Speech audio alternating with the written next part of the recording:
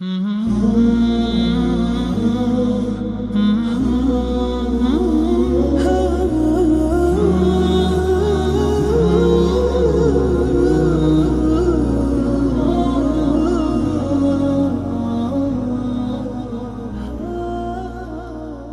الله الرحمن الرحيم.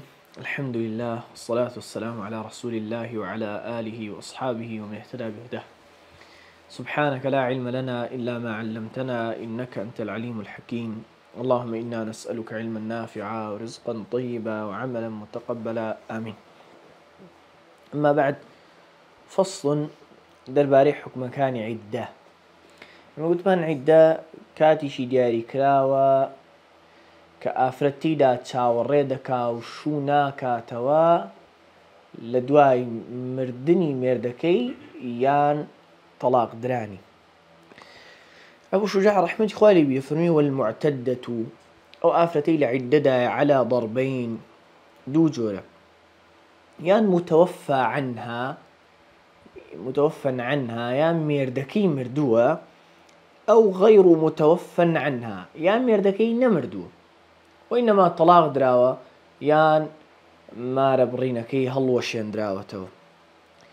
فالمتوفى عنها أويك مردكي وفاتي كردوة إن كانت حاملا، أجر لو ميردا حامل بو فعدتها عدكي طواو دبي دتواني تربى دواي أو شو بكاتوا بوضع الحمل بداناني باركيسشي جاب زندوي ومن ضالب بيه يا بمردوي باش طواوي شوي تشرابي يانا عدكي بداناني باركيسشي طواو دبي.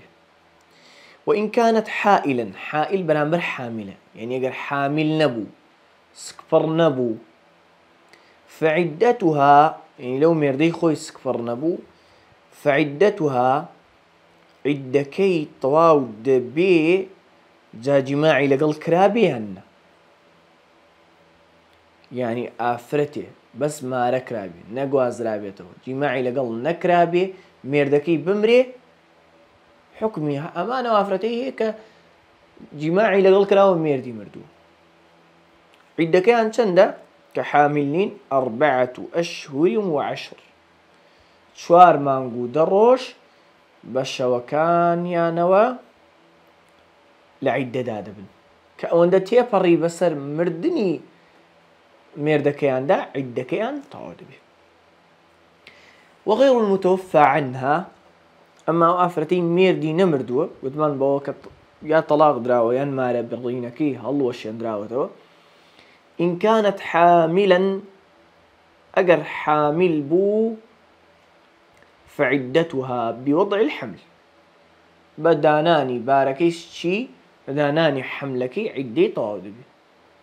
وإن كانت حائلا أجر حامل نبو لميردكي خوي وهي من ذوات الحيض، لو آفرتا نبو كحيز دبيني نأون من دالبو كحيز نبيني نا أون دبتا منش بوك هيتشي دي كحيز نبيني فعدتها 3 قروء وهي الأطهار. عدكي سيقر يا سيقرأ قروء جمعي قرأ بفتح قافكو بضمش قرأ، وهي قروء الأطهار يعني باق بونوا بلاي زاناني برازي مذهبي أموا قرأ يعني باق بونوا. عدكي سي باچيتي دبي سي باچيتي بسردا تيبري انجا عدكي طواو دبي.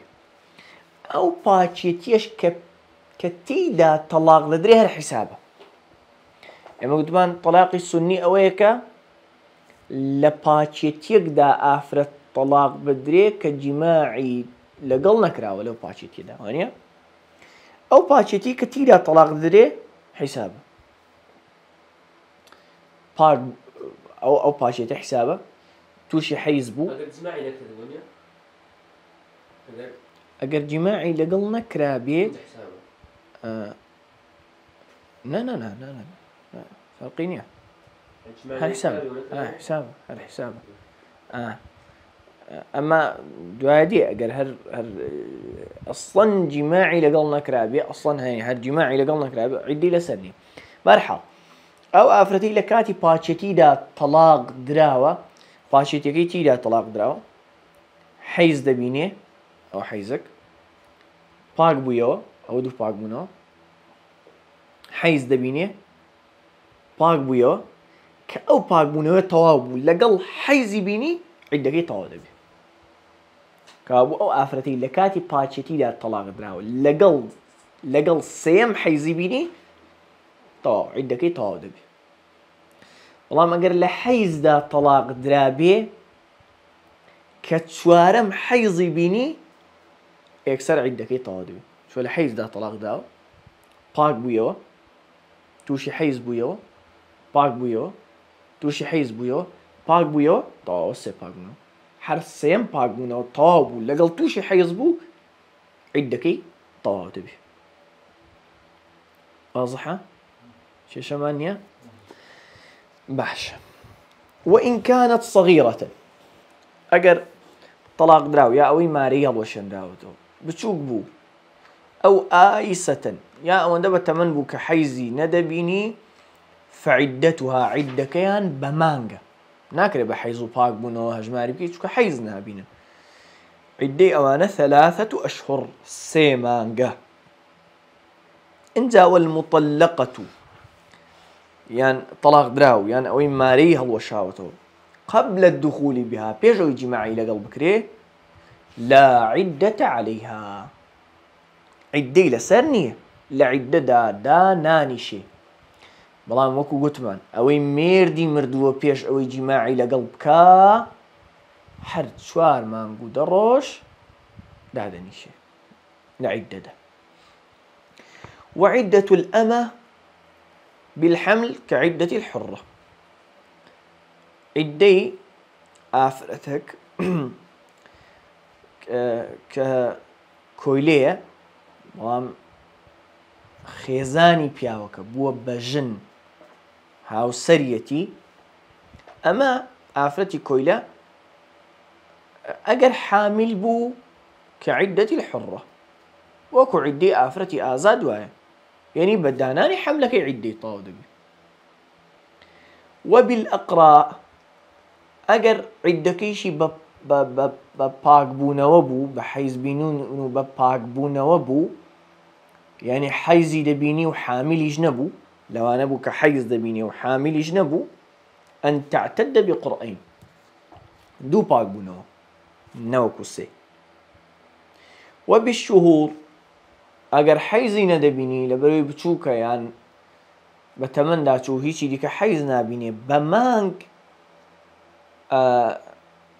عدكي بو هجمار دكرا عن الوفاة اگر ميردكي مردبو أن تعتد ب2 و5 ليال نيوي آفرتي آزاد 4 مانگو دروجو أو 2 مانگو 5 شو وعن الطلاق اگر طلاق يجدرابو حيزيشي ندبيني أن تعتد ب1.5 ديسان نيوي آزاد 3 مانگ دوستا أو مانگ كو نيو فإن اعتدت ب2 جاء اگر لو حالتي مانگو نيودا بيكاتا 2 مانگ لعدة دابي كان أولى أو باشتره يعني اگر يك مانگ كو نيوش لعدة دابي هرطاو والله اگر 2 مانگ لعدة دابي باشتره چونك بلاي هندي العلماء مذهبيش حتى دانشني 2 مانگ واجبه نوكو مانگ كو نيو حتى اوكو احتياطو هالبقريو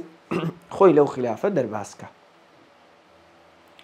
فصل جوركاني معتدو مافو أرككانيا أفردك لعدة داية عندك ما فيه وعندك أرشيشي للسر ضل ويجب للمعتدة الرجعية واجب بو أو آفرتين لعدي طلاقة رجعية بس ما نكردوه شيء وانيا واجب بوي يستواني بوبكري السكنة نشتجيبون هر لو خانو نشتجي دكري كتيدا طلاق دراو هەر لەو خانووە نیشتەجێ دەکرێت کە تیدا تەلاق دراوە بە مەرجەک هی مێردەکەی بێ، یعنی شانی ئەوە بێ مافی مێردەکەی بەسەرەوە بێ، خۆشە نییە هەر هی خودی مێردەکە بێ، مەسەلەن مێردەکەی بەکرێی گرتووە مەسەلەن. دووەمیش شایستەی ئەو ئافرەتە بێ، شایستەی ئافرەتەکە بێ.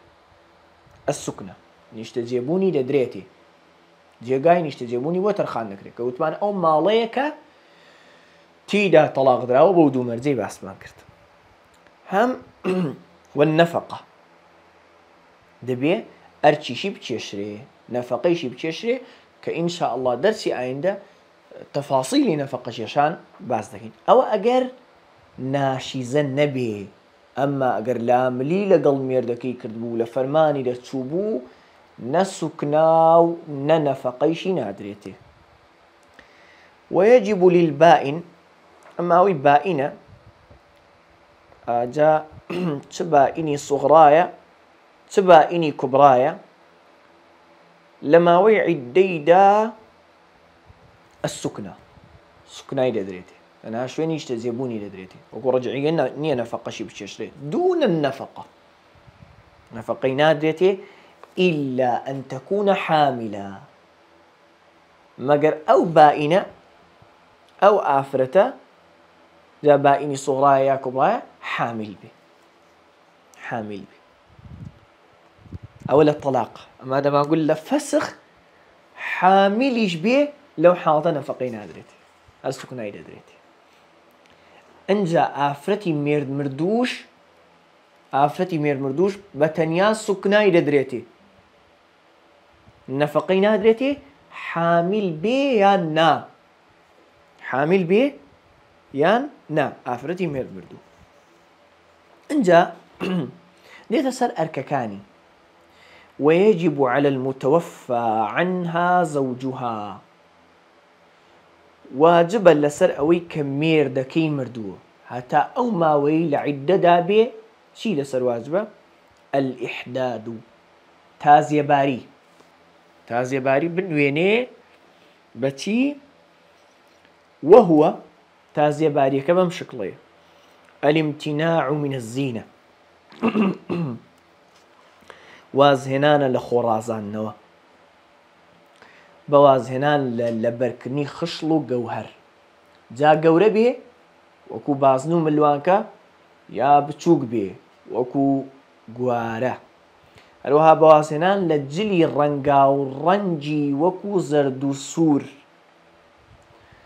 ئەمە ڕەنجی تۆخ کە بەرەو ڕەش دەچێ، سەوزی تۆخ و نیلی و ئەگەر بە نیەتی خۆڕازانەوە لە بەری نەکات دروستە، خۆ ئەگەر نیەتی خۆڕازانەوە بێ دروست نییە. هەروەها لە چاوکردنی کل و بەکارهێنانی ماکیاژ و ئەوانیش هەر لەسەری حرامە. ئەمما نینۆکردن و خۆشۆردن و ئەوانە ئاساییە، لابردنی مو ئاساییە، داینێ دەبێت، دەبێت داینێ. وەطیبی هەروەها دەبێت خۆی لە بۆن لە خۆدان بگرێتەوە، تەنها لە دوای تەواوبوونی حەیز ئەگەر لە حەیز پاک بوویەوە ئاساییە بەشی ئەوە بۆن بەکاربێنێ کە شوێنەواری خوێن و شتەکە لە داوێنی لابا و بۆنی ناخۆشی لێلا ببا، لەوە زیاتر نەخێر. ئەنجا حرامە ئافرەت لە 3 ڕۆژ زیاتر، لە 3 ڕۆژ زیاتر بە نیەتی تازیەباری لەبەر غەیری مێرد واز لەو شتانە بهێنێ، حرامە لە 3 ڕۆژ زیاتر ئافرەت بە نیەتی تازیەباری لەبەر مردنی غەیری مێردەکەی با باوکو براشی بن واز لەو شتانە بهێنێ. و هەروەها واجبە على المتوفى عنها زوجها، لەسەر ئەو ئافرەتەی کە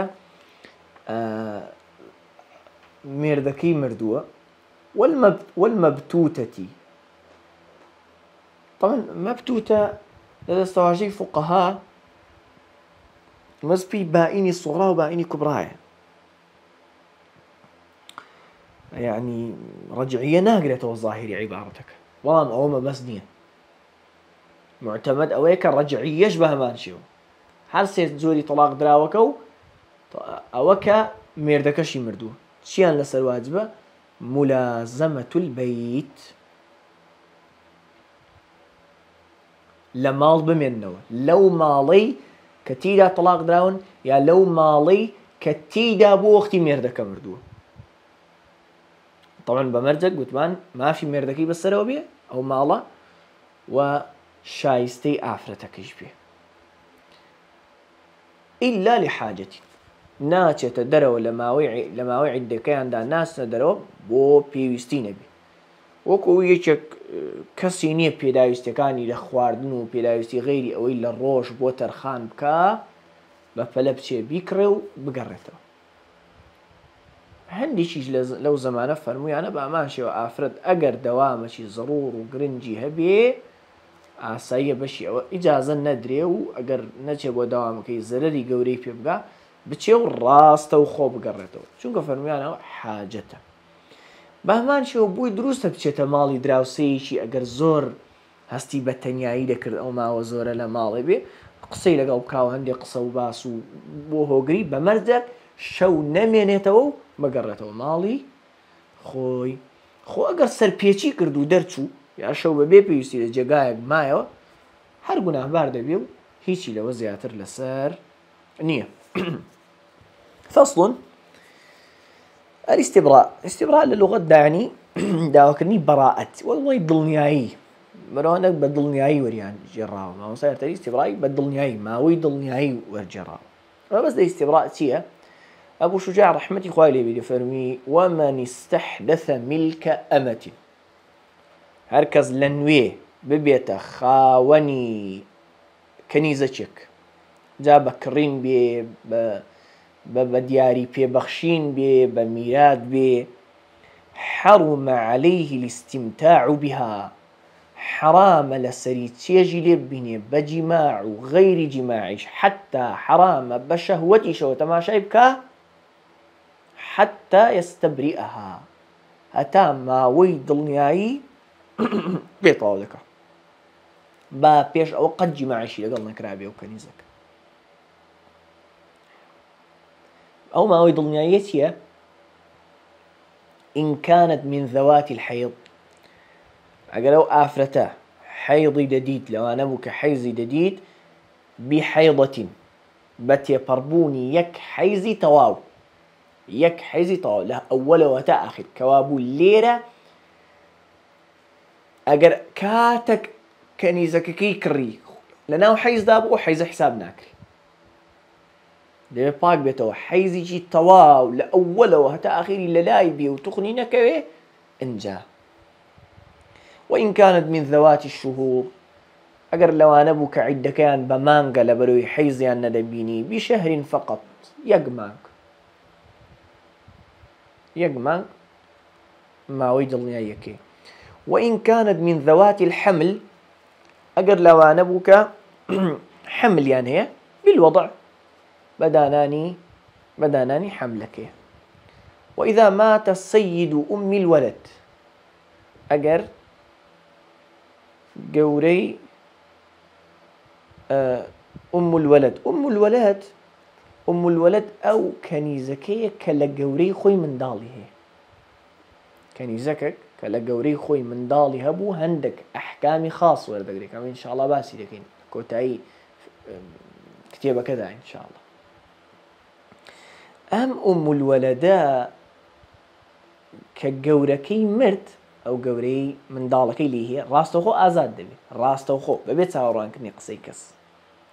بۆ دڵێت کە گەورەکەی مرد ئیستەبرەت نەفسەها، خۆی بۆ خۆی ماوەی دڵنیایی بە خۆی تەواو دەکا، نابێ شوش بکە، هەتا خۆی ماوەی دڵنیایی تەواو دەکا.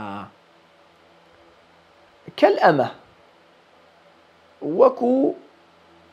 وەکو کەنیزەک، ینی یان بە تێپەڕبوونی مانگەک یا بە تێپەڕبوونی حەیزێکی تەواو یان بەدانانی حەمل، کەوابوو پێویستیشی أم الولد پێویستی بە عیدەی مێردمردن نییە، لە عیدەی مێردمردندا دانانیشێ.